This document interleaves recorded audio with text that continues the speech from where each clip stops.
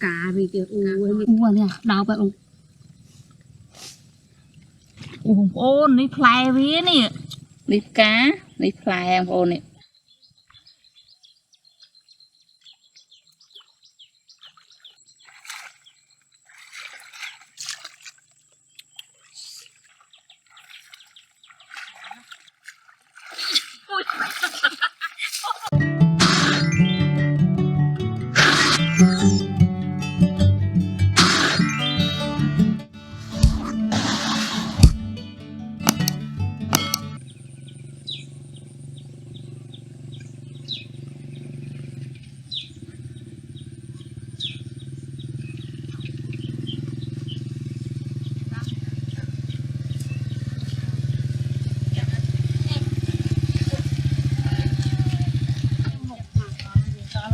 băng nha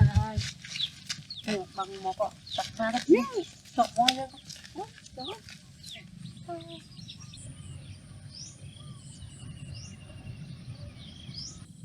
cho cái đọt nữa dùng chân thích cung lòng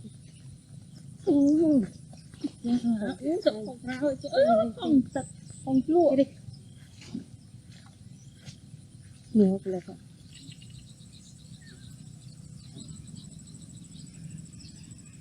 nổ coi nhá nổ coi nhá chỉnh cá nắm cá só này chắc là cái lần choáng u này ai khiến người miếng này toàn nóng này nguyên toàn tạo tiếng lũ cá vì kiểu mình không phân giá đấy gọi là một chó nụ đó cái đó là gì ôm này ôm xuống đó nè nè đào vào ô này đào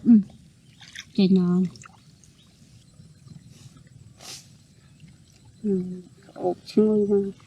โอ้นี่พลายวินี่เป็นพลายสาแล้วนี่ดอกมวยสัก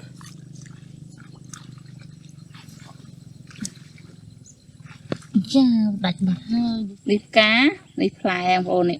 พลายวิเขาเนมกาเอ๊ะมวยกระดอกมวยรีจีดอกที่สั้น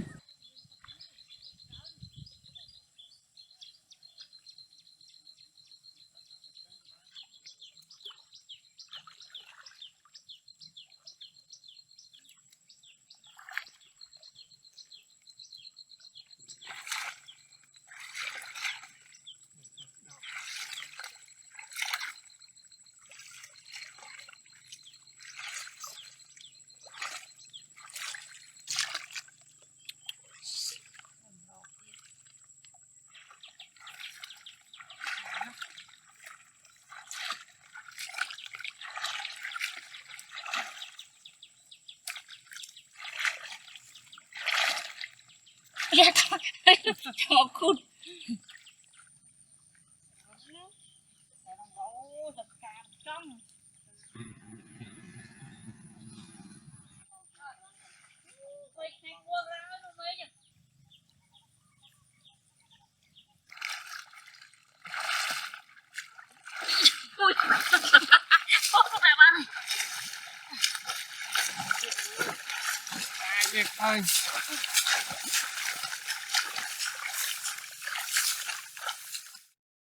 ยังโฟนยังดาวไปยังโฟนนี่ดาวเตะให้นะเราจับดาวโซ่ไอ้เบี้ยมโซ่ร้างโฟนมันยังฟันติกนี่ฟันออกให้จ้ะเรายังโซ่จะบอกวิหารนี่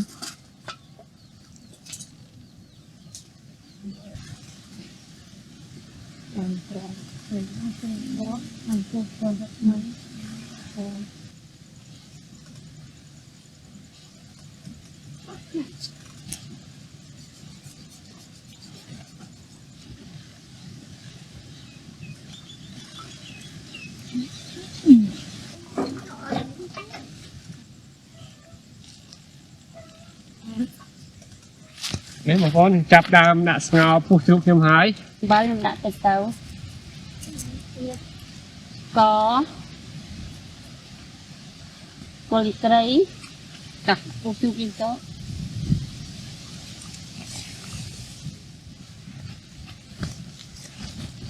tập tiền năm mua thằng ấy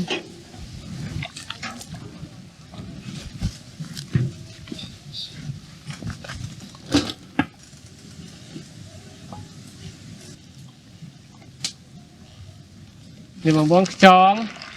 ไอ้ยังเงาบานทอดได้บางคนบานสร้างอย่างทอดได้บาง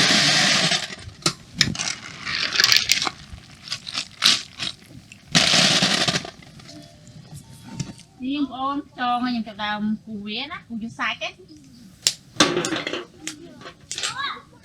đi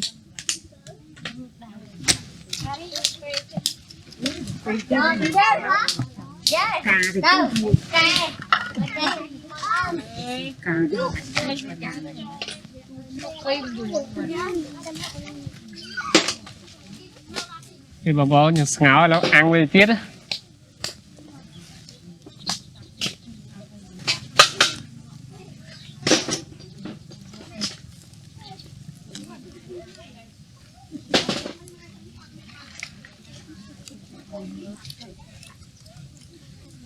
Xem cái hàng nào luôn.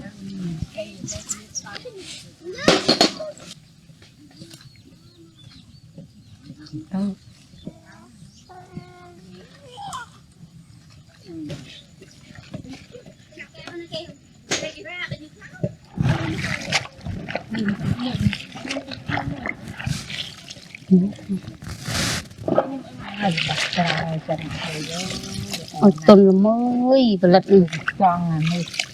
Hà vừa trồng trăng á ông ôn. Con chụp ăn nhưng mà có gì quá má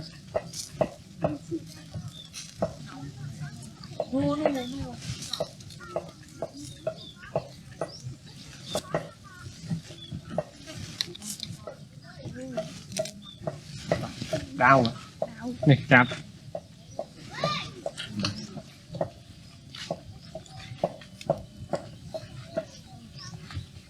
nhưng vô nhưng so hai chợ đầm hà này này Ôm cuối đi. Bọn ấy là đang mua rồi đi xong về. Không xem mấy ôn mà khu tiền. Cái này vô màu thì vô màu phủ chắc kề rồi. Thế này phần này nó khu. Anh thấy chưa nè. thì hành nữa đấy bà bố lão nên chập đàm nhôm trong như máy hay là chập đàm lê krương lệ krương sân đấy trà đây mình là tầm bóc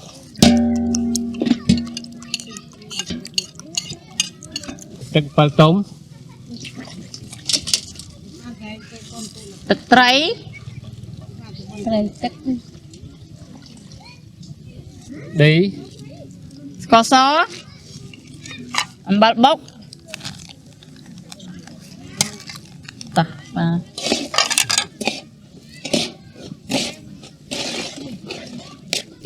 ពេលខាងក្រប់របស់គាត់បានបាត់ចេញវិញងាប់ đấy sập đó là sập nữa nhưng vốn sạch chóng hình đi cua chung vốn đi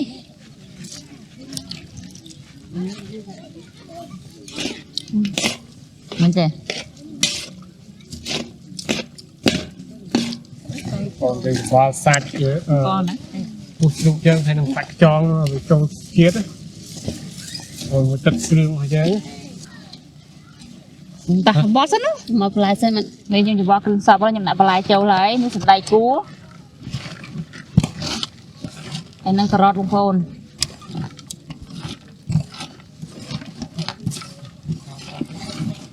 em tay hà váy miền bay cuông phôn miền cua lưng miền cua cà hóm miền cua kiều lưng với cái đóp rồi sao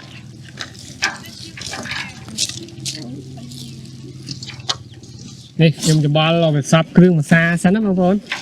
ถ้ายังบักลายต่อเตี้ยส่วนนี้เรียบง่าย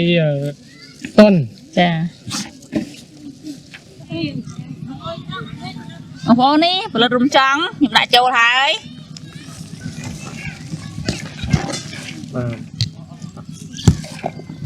nó đập lật nữa anh cái hai lật à mì xú tôm cà hóm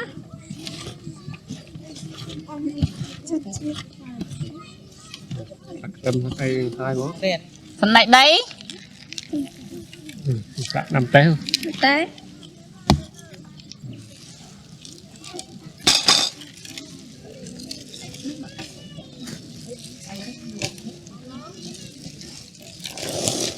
mũi mũi đấy ba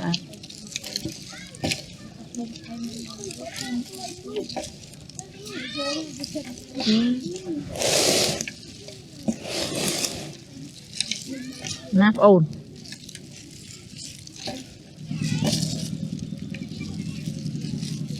em ôn boss chặt sao ra đặt tấm rau vậy này dạ đã hai kinh đây mua về hai em ôn đi chị cục nước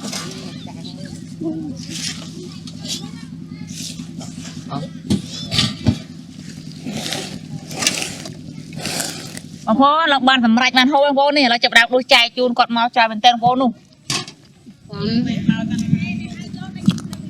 ôi chắc chắc chứ ôn như vậy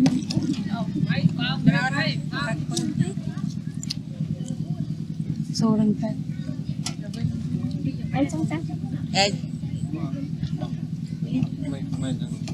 đây thì không phải bạn này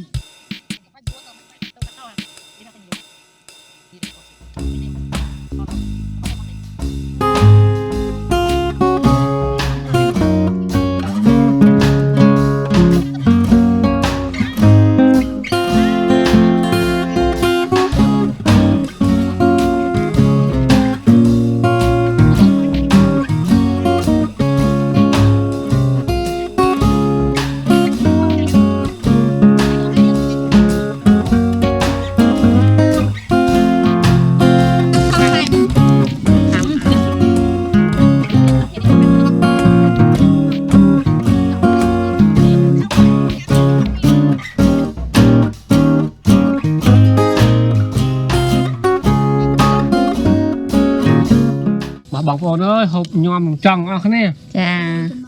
bao nhiêu đúng hết á mình cho mình khu chụp mình ấy mà lại cũng bốc mình tầm tròn tầm qua tròn ngắn như nào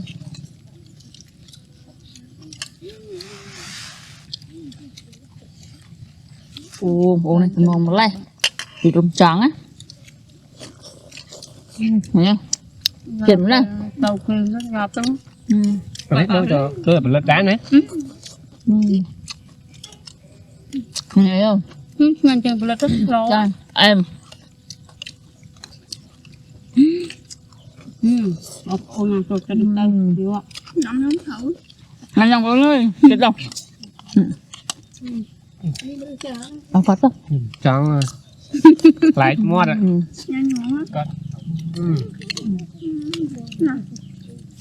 thấp thấp ra một lần nữa cứ tôm ấy ăn hết đam ơi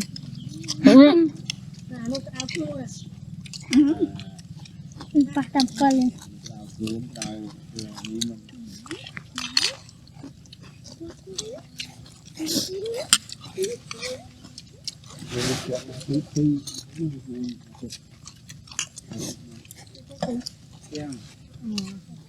bạc tròn mình ngay nhá anh nhé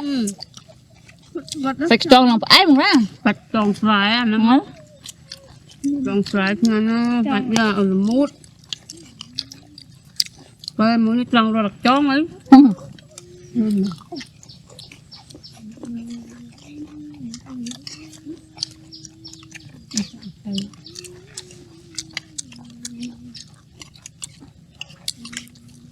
như vậy thì nó bạc mình vậy tôi làm phải Bak mình. hả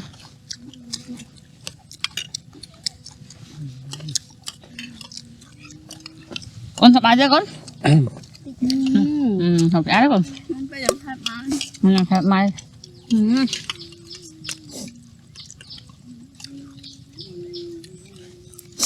Nói nè. nè triệt lên Trong ôm mình cùi ở môn kế. là ở một cây tỉ cha đấy mình làm cô nó triệt mong cái nó chạy nào ở đây Ở đây. ta phụ mình tay vô nó tay dương liền bốn dân ta bye bye